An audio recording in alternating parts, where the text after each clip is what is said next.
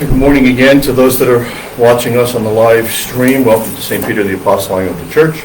We're continuing our series on Anglicanism 101, what is Anglicanism? And this morning we're going to look at a brief overview of what will ultimately become the crucial issue in defining Anglicanism historically, and that is the Roman Catholic influence into Great Britain and Roman presence. Now, if you'll remember, we discussed early on, I gave you a map about the breakdown of Great Britain throughout a couple of historical periods. Well, after the Anglo-Saxon conquest, which spanned about 4 centuries, from the 6th century to the 10th century, there was this solidification of the 7 kingdoms. And if you remember, I gave you the map showing each of the 7 kingdoms.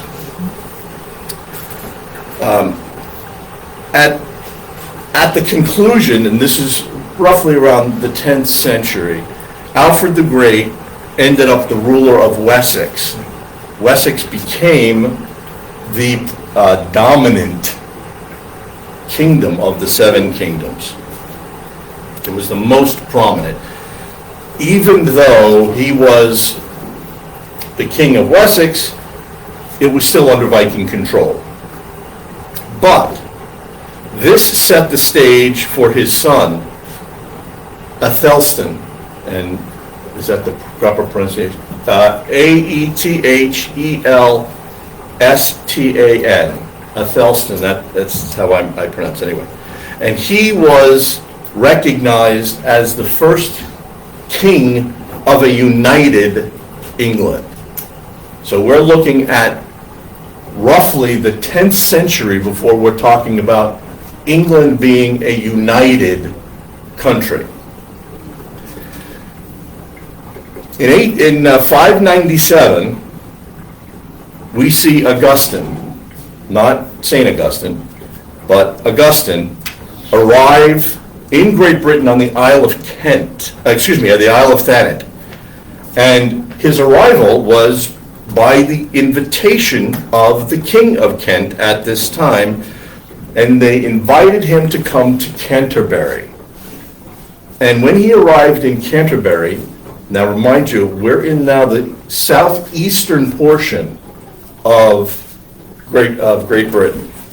When he arrives in Canterbury, he organizes this area into 3 bishoprics. Now this is, for our purposes, this is where the formulation of the divisions of Christian representation starts to develop in the entire country. So immediately we see Rome gets a foothold in the southeastern portion of Great Britain. Just as an addendum, Procopius of Caesarea wrote that Great Britain was inhabited by Angles, Frisians, and Britons. So this is what Augustine finds. And what he finds is the most expedient way to develop would be to break this down into 3 bishoprics: York, London, and one that became known as St. David's. Now he attempted to merge York and London with his Latin mission. And to do this, he called 2 meetings. He called the first in the south, and this was south of the river Severn, Severn, and the second he called in Bangor in Wales. Now, if you'll remember,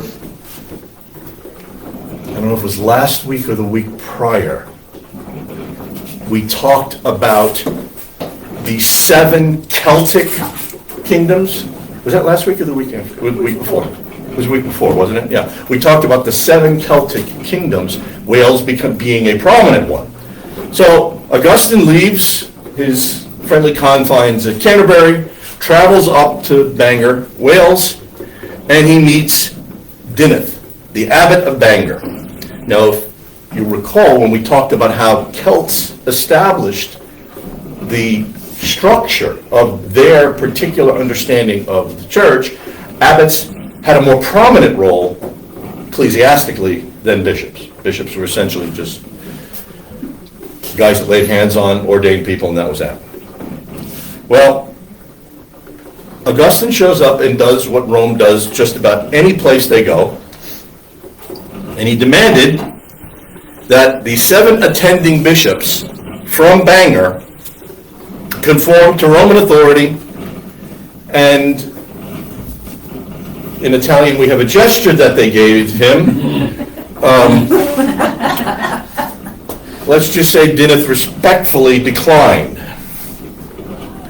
Now, what this demonstrates immediately, and this is something that we fail to integrate into our discussion of the relationship between Great Britain and Rome, is that Great Britain always, and this will bear out later on, always had a strain of independence. It's almost stubbornness. And there's kind of a colloquial joke that goes on when you deal with Great Britain or when you deal with Brits in general, and it's always the same. You approach Britain, wow, that was a note. You approach Great Britain and you talk to some of the representatives and you present an idea that may be different from what they have. And you always get this, you'll get the general response will be, oh, thank you very much, we really appreciate your opinion, and we certainly will take it into consideration, and then they forget it. And it's just like, yeah, God, you do what you do, we'll do what we do, leave me alone. And that's essentially what you find. So, because of what Wales did in response to Augustine's most generous overture, 2 separate missions developed south of, let's just say south of Scotland, generally speaking. There was the British mission that was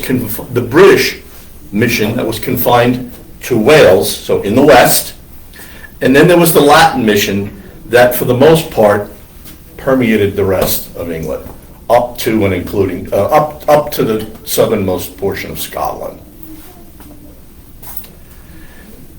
And in the 7 kingdom establishment, Augustine introduced Rome to the 4 main ones in the south and the east. And if you look at the map, you can see what they are. I'm not going to, Wessex, Essex, Kent, I mean, you can go through and see what they are. Now, Augustine returns to France. He gets consecrated a bishop by, now you have to realize Latin is different, Vergisius, Virgilius, Vergisius, okay? That G-I-L gets smashed together. And he was the Archbishop of Paris. So Augustine becomes the consecrated bishop that is sent back to England, back to Great Britain, and he arrives in Canterbury at the Latin mission. And for all intents and purposes, the fact that Canterbury became the see of Great Britain was due to the vicissitudes of logistics. I mean, that's essentially what it was. And what do I mean by that? The reason that this was able to happen was because Augustine got free passage, and I'll see if I can pronounce her name properly. His name. He got free passage because there had been a marriage between Ethelbert, that actually is a man, to Bertha. And that brings up a song from the 60s that I used to remember. I will not repeat that. Who was a Frankish princess, okay? And she had already been converted to Christianity. Now, when we hear the word Frankish today, generally speaking, not exclusively, but generally speaking, we associate it with France. This is one of those. Situations in history where whether it's French or German depends upon who's ruling at the time. It's like the Alsace. Have you ever looked at a map of the eastern border of France buttressed up against the western border of Germany? The Alsatian area is marked on the map in pencil because it gets erased and moved depending upon who and which government has the force, literally, at that time.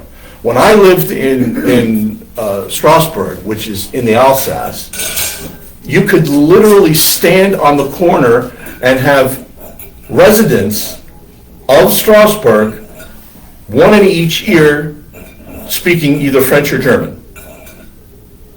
And most of the French, when I learned to speak French, I learned Alsatian French with an Alsatian dialect, which is essentially German. It has that back of the throat, very guttural German sense of speaking French. Parisian French is much different. Parisian French is very hard and lofty, and it sounds very soft. When I learned French, it would be mon français très mauvais. So it was very rough and very guttural. So anyway, so Bertha, the Frankish princess, marries Ethelbert. Ethelbert is descended from one of the great northern kings, the king of Northumbria, King Edwin. Now his name is, we pronounce it Edwin, E-W-I-N, basically because we can't pronounce any other of the names that he's called. There's also an E-A-D-W-I-N, Aidwan, I guess. And then there is the traditional Frankish Northumbrian name, A-E-D-U-I-N-U-S, Aidwinus. So good luck with that. But if it's French, you probably don't pronounce half of the letters. Well, we don't know whether he was French or German. This was Northumbria, so he probably was more Anglo-Saxon. He's probably more German. Or Viking. I'm sorry? Or Viking. Well, actually, he wasn't affiliated with the Vikings, but he was primarily a part of the more Anglo/Saxon contingent. Anyway, after his death, Kent, as a part of Essex, was essentially the only and his death was in 616. They essentially were the only Christian representation up in that region. Okay, so the Angles and the Saxons during the conquest had truly permeated this whole area. Now, Edwin is it's an interesting historical note. Edwin's position in Great Britain is so lauded that his residence was literally named after him in southwest Scotland. Well, in the southern western area of Scotland. And it was called Edwinsborough. Edwinsborough, say it fast. Edinburgh. Edinburgh. Edinburgh is named after King Edwin. That was the impact that he had on the country at this time. But anyway, so Bertha, the Frankish princess, invites Augustine. Augustine arrives in Canterbury because he got free passage due to the Queen, and he establishes the Latin mission in the southeastern area, and Canterbury becomes the see of Great Britain. Now, because of what has occurred with the Angles and the Saxons, Great Britain at this time has seen that Christianity, for the most part, has been driven into Wales. And if you remember the maps that we looked at 2 weeks ago, you saw that the Celtic representation was basically on the borders, the fringes, if you will, of I don't want to say UK. Somebody corrected me on that. In Great Britain. So what winds up happening is you get this influence of Celtic Christianity on the western region becoming the missionaries into Great Britain. And the Celtic Church of Ireland, which was independent from Rome, brings her involvement now into Great Britain. So you pause for a second and mentally conjure up this map in your thinking. And what you see is, you see the island of Great Britain, you see Ireland, we see Wales, we see Scotland, and then we see the pronounced regional area in the south and the east. And you now have two factions. You have the Celtic Western faction, and you have the southeastern Latin mission, which represents Rome. Now, this is all taking place after we saw St. Patrick and St. Columba.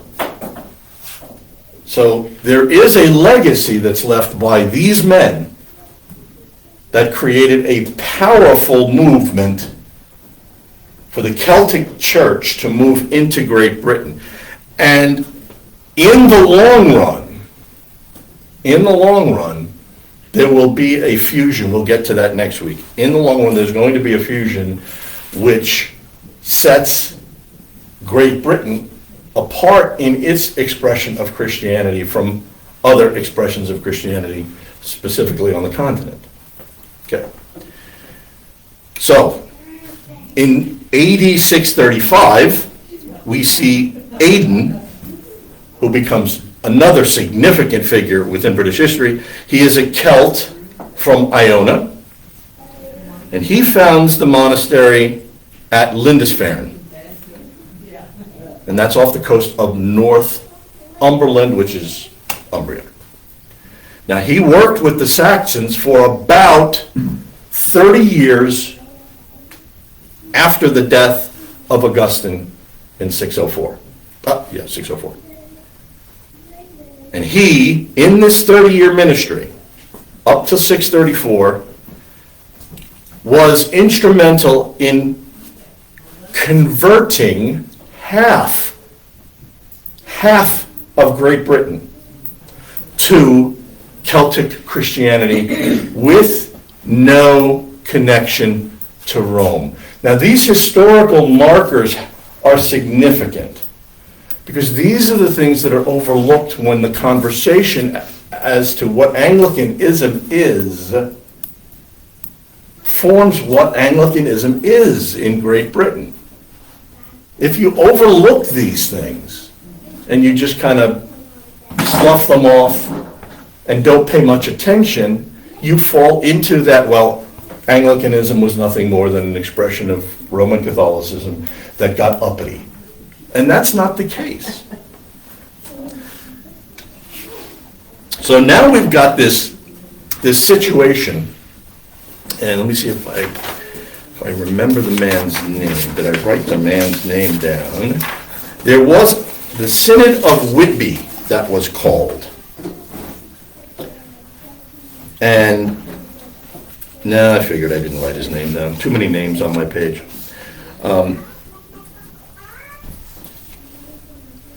The Synod of Whitby is called in 664. This is one of the most significant regional synods in the history of Great Britain.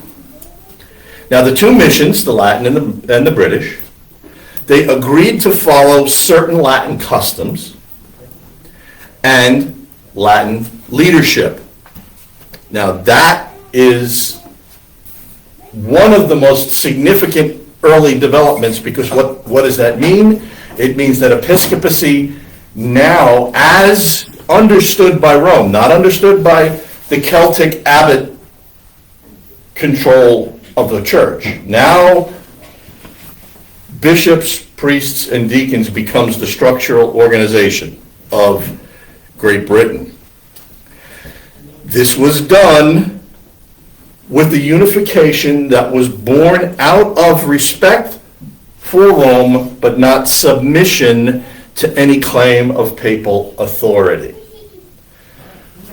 When I was in graduate school, my church historian, my professor of church history, once made a statement. And he was talking about the manner in which Rome always seemed to fall on the correct side of all major doctrinal conflicts. It always seemed that Rome came out correct when we were talking about the two natures of Christ, the deity of Christ, the hypostatic union. We're talking about all of this. Rome always seemed to come up with the right answer. Maybe it was because they were all lawyers. Who knows? But that was what wound up. And he said that was simply, now we talk about providence, but he goes, that's simply the reality of the situation. So when people started to interact with Rome, Rome gained a lot of deference. And there was a lot of respect for what developed from Rome. Now, if you keep that in mind, you can see why papal authority, though kind of kept at arm's length, suddenly would become more and more prominent and more acceptable. Well, if they always come down on the right answer, what's the problem? Well, historically we can see what the problem becomes, but this is the mindset, and we have to begin to place ourselves in that context rather than imposing our context and understanding on that time frame. So you put yourself in the Synod of Whitby at this time. They're in the middle of this very difficult situation. You've got Vikings running around, raping and pillaging. You've got the Angles and the Saxons from Germany. I don't want to say they're goose-stepping, but you've got the German mindset coming into Great Britain. Then you get Rome show up in Canterbury, and they're starting to offer solutions. Okay, we already have a little bit of respect for them. Let's see what they can come up with. So, as one current bishop noted, Great Britain, and this is very important to keep in mind, was much closer to Gaul than to Rome. And it received far more influence from Gaul, from the French, than from Italy. Now, the proximity of Gaul, in and of itself, made assimilation easier. Now, here we got the two missions, and they choose an archbishop. Remember, Augustine's dead. Unfortunately, he passed away before assuming his position. Life expectancy was not high back then. So Pope Vitellian selects Theodore. And I'm not going to stop here, but I'm not going to talk a lot about him because I want to begin with him next week in the 7th century, because he is really a major figure. I mean, it doesn't seem like it. He never gets a lot of ink, but he has a significant impact on Great Britain and the development of Christianity. He was a Greek priest, of the Eastern Church, and he is the first to assume this, what's the word I want to look for, collegial position of archbishop. And this was acceptable to both the Celtic mission and the Latin mission. And he became the archbishop as of the 7th century. Now in AD 673, he then summoned the Council of Hertford. Now, the reason he did this is because after the death of Augustine and then, what's his name?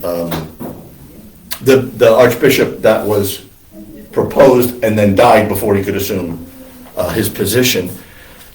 Many bishoprics, many sees were vacant.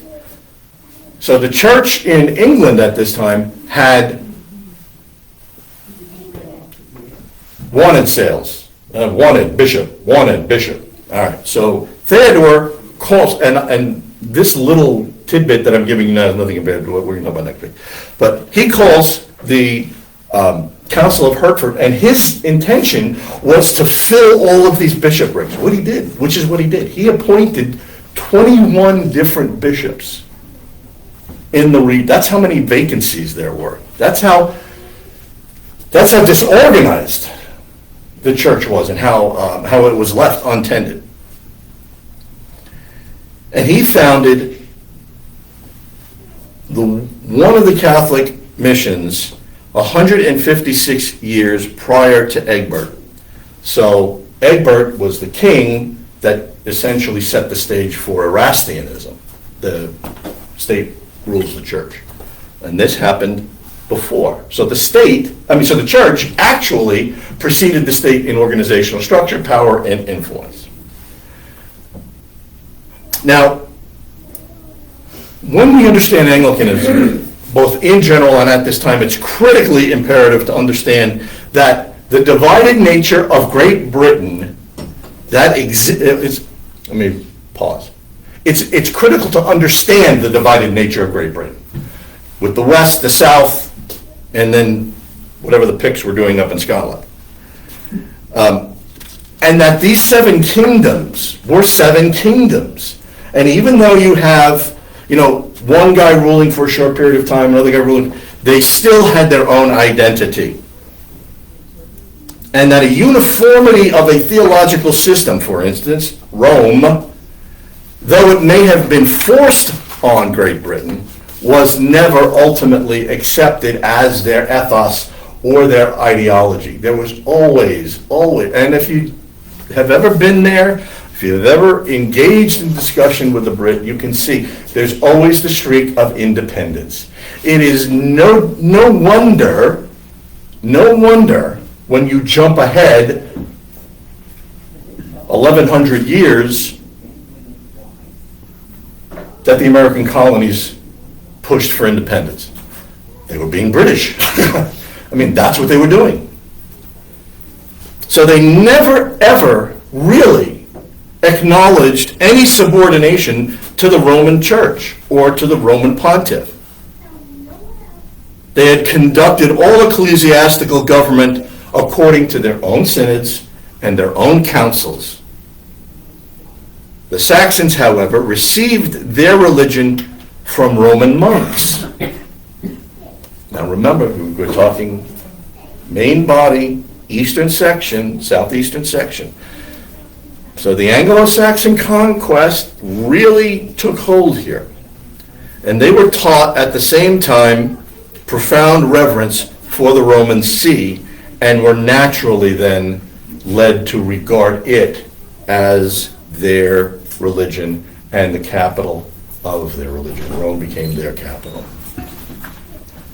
So let's wrap this up. When taking all of this together, all of these points, all of these little tributaries that wind up coming to play in the discussion, drive one to the conclusion that Anglicanism is absolutely one of the most ancient, if not the most ancient, of the organized ecclesiastical representations of Christianity outside of Jerusalem. It predates both Rome and Eastern Orthodoxy as, note this, as a formal expression of an organized church. That's not to say that there weren't Christians who would subsequently be identified with both Rome or the Eastern Church, but merely at this time in history, these formal organizations, what we understand each of these churches to be today, was not fully developed. It took time. For Rome, probably around the 1100s, the 12th century was when Rome really started to ossify in its organizational structure, and then that leads immediately into the Fourth Lateran Council at 1215, and that's when all Roman, for the Middle Ages at least, all Roman theology was codified. That's where it was set in stone. The Eastern Church is a little more fluid, a little different, and I haven't looked at Eastern Orthodoxy in a long, long time, so I'm not going to go out on a limb and make any bold statements about Eastern Orthodoxy, but it was a little different. It was a little more fluid than Rome. And it's natural because most of the Roman theologians of the early church were trained in rhetoric. That's just the reality, which we today call lawyers. They were lawyers. And lawyers are organized. They are logical. They place structure on things. And in one sense, that creates stability. And as we alluded to, it creates a confidence in coming to the correct conclusion because there's no fuzziness. And on the other hand, it doesn't allow for, well, I'll use the term, it doesn't allow for freedom. It doesn't allow you to, extend your elbows a little bit. Or that. All right? So,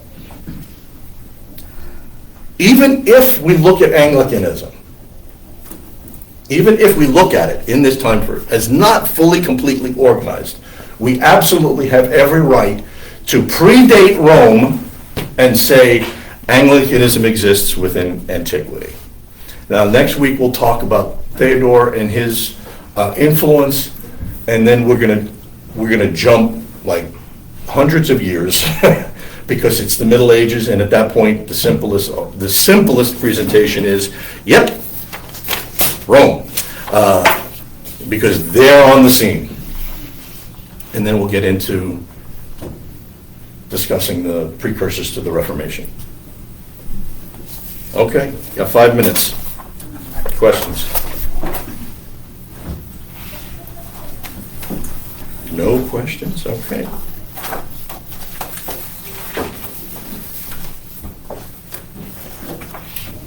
This chap that we're going to start with next week, can you spell his name for me, please? Theodore. Oh, I'm sorry, Theodore. It's the same as today, Theodore. Thank you. Yeah, it's just pronounced Theodore, but Theodore's that's how we would pronounce it today.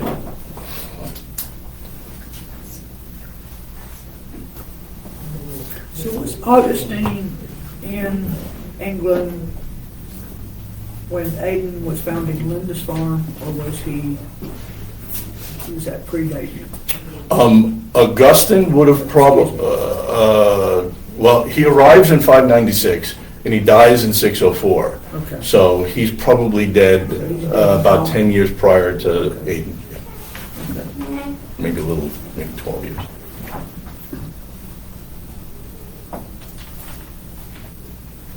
We good?